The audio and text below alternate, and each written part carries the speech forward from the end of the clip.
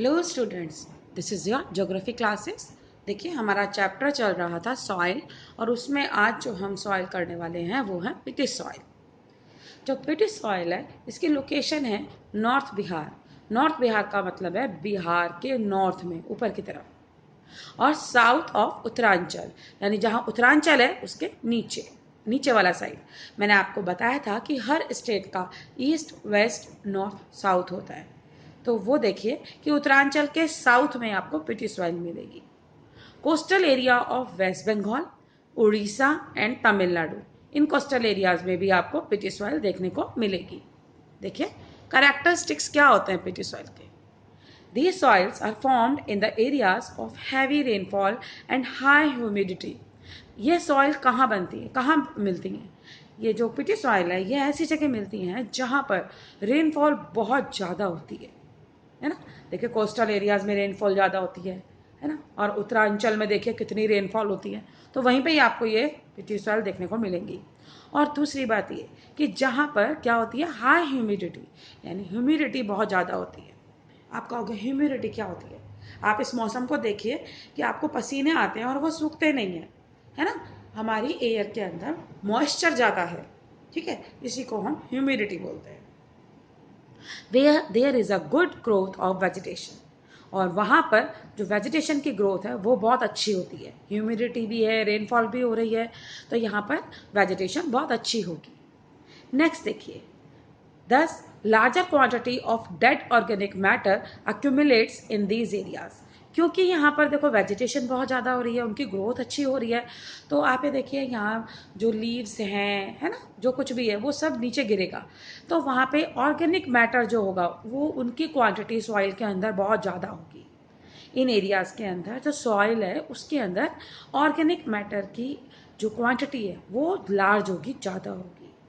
This gives a rich humus and organic content to the soil, जो कि हमारी soil को ह्यूमस देते हैं, ऑर्गेनिक कंटेंट देते हैं। रिच ह्यूमस वो मिलता कहाँ से है?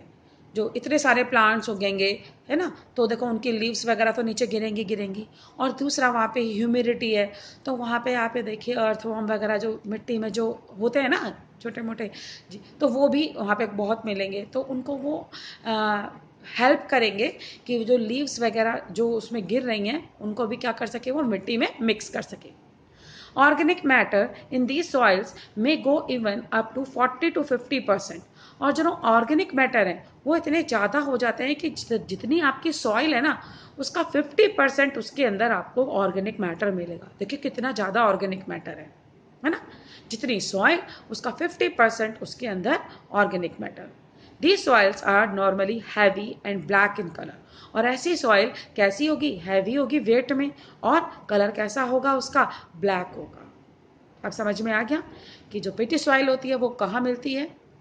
अब देखिए, नेक्स्ट जो आपकी आती है वो आती है आपकी फॉरेस्ट सॉइल। कौन सी सॉइल? Forest soil. इसकी देखिए लोकेशन क्या है, फॉरेस्ट सॉइल। फॉरेस्ट आपको सबसे ज़्यादा कहाँ देखने को मिलते हैं? फॉरेस्ट हमें सबसे ज़्यादा मिलते हैं हिमालय पे देखने को, और वेस्टर्न घाट पे, यहीं पे सबसे ज़्यादा फॉरेस्ट है। तो देखिए यहीं पर आपको सबसे ज़्यादा फॉरेस्ट सॉइल देखने को मिलेगी। कहाँ पर? हिमालय रीजन पे और वेस्टर्न घाट रीजन पे। आप देखिए, जो फॉरेस्ट सॉइल है इसमें कौन कौन सी कैरेक्टरिस्टिक्स होती है हम उनको पढ़ेंगे। Forest soils are formed in the forest areas where sufficient rainfall is available। Forest soil जो है वो ऐसी फॉरेस्ट एरियाज में फॉर्म होती है, यानी बनती है, जहाँ पर सफिशिएंट क्या होती है, रेनफॉल होती है। जहाँ पर कम रेनफॉल नहीं होती है, जहाँ पर रेनफॉल भी अच्छी होती है। कम रेनफॉल पे फॉरेस्ट सॉइल नहीं बनती है। The soils very in structure. इसका जो स्ट्रक्चर है किसका, फॉरेस्ट सॉइल का, वो वेरी, वेरी का मतलब होता है अलग अलग होता है, जगह के अकॉर्डिंगली होता है। एंड टेक्सचर भी जो उसका होता है वो भी डिपेंड करता है माउंटेन के एनवायरनमेंट पे, कि माउंटेन का एनवायरनमेंट कैसा है। आप कहोगे माउंटेन का एनवायरनमेंट भी अलग होता है, बिल्कुल। आप देखिए हिमालय बिल्कुल टॉप पे, पीक पे देखिए, वहाँ पर आपको आइस ही आइस मिलेगी, तो वहाँ पे तो आपको कुछ मिलेगा ही नहीं। थोड़ा सा नीचे आइए तो वहाँ पे आपको सॉइल का जो टेक्सचर है वो अलग नज़र आएगा। थोड़ा सा और नीचे आइए तो आपको उसका टेक्सचर और अलग नज़र आएगा। तो माउंटेन, और आप इधर हिमालय को देख रहे हैं, नीचे वेस्टर्न घाट पे आ जाइए, वहाँ पर जो सॉइल का स्ट्रक्चर होगा वो बिल्कुल अलग होगा। वहाँ पर आपको ये स्नो वगैरह वहाँ पे नहीं मिलेगी, तो वहाँ पे जो सॉइल मिलेगी वो बिल्कुल चिकनी मिट्टी मिलती है ना, पैर फिसल जाता है ना रखते ही, वैसी। तो इनका टेक्सचर जो होता है वो किसके ऊपर डिपेंड करता है, माउंटेन एनवायरनमेंट पे जहाँ पर कि ये बनी है। They are loamy and silty. ये कैसी होती हैं, लोमी होती हैं और सिल्टी होती हैं ऑन वैली साइड्स। कहाँ पर, जहाँ पे वैलीज होती हैं। And coarse grain in the upper slopes, और जो अपर स्लोप्स होती हैं वहाँ पे ये कोर्स ग्रेन होती हैं। क्या होती है, कोर्स ग्रेन। देखिए बच्चों, ये बार बार एक वर्ड आ रहा है, कोर्स और फाइन ग्रेन्स, है ना। तो ये मेरे से पूछा भी था, मैंने कहा था मैं बताऊंगी, तो चलो इसी वीडियो में मैं आपको बता देती हूँ कि difference between coarse grain and fine grains. तो कोर्स ग्रेन जो सॉइल होती है, इसके जो पार्टिकल्स होते हैं ना सॉइल के, वो बड़े बड़े होते हैं थोड़े से। और जो फाइन ग्रेन सॉइल होती है, इसके जो पार्टिकल्स होते हैं सॉइल के, इंडिविजुअल पार्टिकल की मैं बात कर रही हूँ, वो बहुत छोटे होते हैं। दूसरी बात, जो कोर्स ग्रेन सॉइल होती है, ये हमारे हाथों पे चिपकती नहीं है, प्लास्टिसिटी नहीं होती है उसमें। जबकि जो फाइन ग्रेन सॉइल होती है, ये अगर हम उसको हाथ लगाएं तो वो हमारे हाथ में चिपक जाती है, क्योंकि सॉइल के पार्टिकल बहुत छोटे छोटे होते हैं ना, इसलिए। मैं आपको इसका एग्जाम्पल देती हूँ कि आपने कभी मैदा जो होती है ना, मैदा, उसको कभी आपने हाथ से आपने गूंदा है तो देखो हमारे हाथ पे चिपक जाता है। क्यों चिपक जाता है, क्योंकि मैदा में जो पार्टिकल होते हैं वो बहुत महीन होते हैं, इसलिए वो हमारे हाथ पे चिपक जाता है ना। और आप बाजरे का आटा लगाइए, वो आपके हाथ में इतने से नहीं चिपकेगा। गेहूं का आटा भी लगाते हैं तो वो इतना नहीं चिपकता जितना कि मैदा चिपकता है। क्यों, क्योंकि इनके जो पार्टिकल्स होते हैं वो थोड़े मोटे होते हैं। तो जिनके पार्टिकल मोटे होंगे वो हमारे हाथ पे इतनी जल्दी नहीं चिपकेंगे, और जिनके पार्टिकल बहुत बारीक होते हैं वो हमारे हाथ पे चिपक जाते हैं। तो जो कोर्स ग्रेन होता है, इनके पार्टिकल मोटे होते हैं, थोड़े बड़े होते हैं, इसलिए वो हमारे हाथ पे नहीं चिपकते। और जो फाइन ग्रेन सॉइल होती है, इसके पार्टिकल जो होते हैं ये बहुत बारीक होते हैं, ये हमारे हाथों पे चिपक जाते हैं। दूसरा जो मैं आपको एक डिफरेंस बताती हूँ कि कोर्स ग्रेन जो सॉइल होती है, इसके जो इंडिविजुअल जो पार्टिकल्स होते हैं, इंडिविजुअल पार्टिकल, उनको हम नैक डाई से देख सकते हैं, है ना। जबकि जो फाइन ग्रेन सॉइल है, इसके इंडिविजुअल पार्टिकल को हम नैक डाई से नहीं देख सकते, क्योंकि वो बहुत बारीक होते हैं। एक और डिवाइडेशन मैं आपको बता देती हूँ कि जो कोर्स ग्रेन सॉइल होते हैं, इनमें जो पार्टिकल्स होते हैं, इंडिविजुअल पार्टिकल्स, है ना, इनका जो शेप होता है वो अलग अलग होता है। बहुत तरह के शेप्स होते हैं, राउंड से लेके एंगुलर, बहुत तरह के, कई तरह के शेप्स आपको देखने को मिलेंगे। लेकिन जो फाइन ग्रेन सॉइल है, इनके जो सॉइल के पार्टिकल होते हैं, उनमें आपको सिर्फ एक ही शेप मिलेगी, और वो मिलेगी स्फेरिकल शेप। ठीक है। अब देखिए, कोर्स ग्रेन जो सॉइल होती है, इसको हम 2 पार्ट्स में डिवाइड कर सकते हैं। एक तो सैंड यानी रेत, जो रेगिस्तान में मिलती है, डेजर्ट में मिलती है।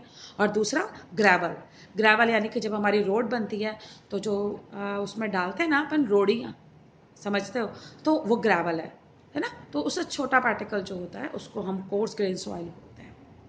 और जो फाइन ग्रेन सॉइल है, इसको हम 2 पार्ट्स में डिवाइड करते हैं, सिल्ट और क्ले। और सिल्ट भी आपको मालूम है, और क्ले से तो आप क्ले की मिट्टी से बनाते ही हो।